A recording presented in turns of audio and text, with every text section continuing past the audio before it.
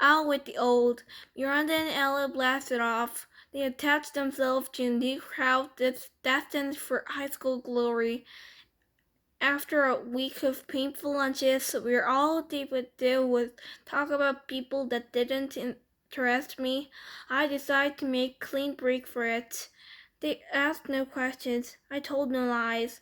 We just went our separate ways. I didn't even mind after a while. I stopped going to lunch for about a week though, to make the transition easier, to avoid the fake. Oh shit, there is no room for you at the table, Olivia. It was easier to to go to the library and read.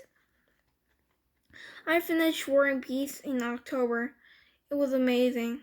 People think it's such a hard read, but it's really just a soap opera with lots of characters, people falling in love, fighting for love, dying for love. I want to be in the love like that someday. I want my husband to love me that the Prince Andre loved Natasha. I ended up hanging out with a girl named Eleanor, who I knew from my days at PS22, though we'd gone to different middle schools.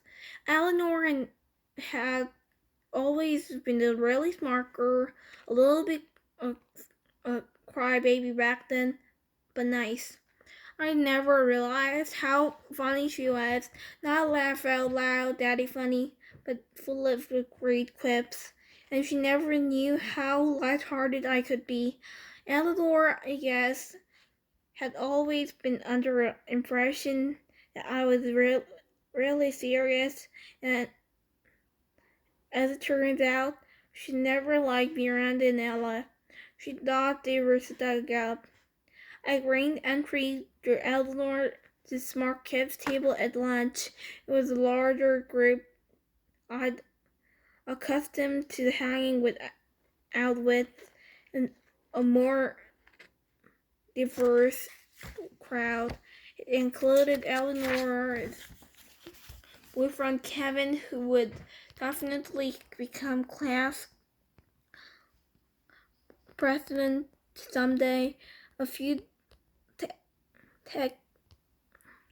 techie guys, girls like Eleanor who were members of yearbook committee and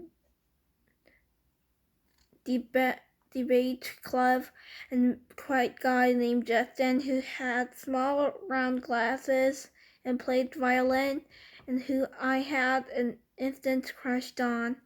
When I was Miranda and Ella, who were hanging out with super popular sets, would say, "Hey, what's up?" and move on. Occasionally, Miranda would ask me how August was doing, and then say, "Tell him I say hello." This is never did, not to spite Miranda, but because August was in his own world these days. There were times at home, and we never crossed paths.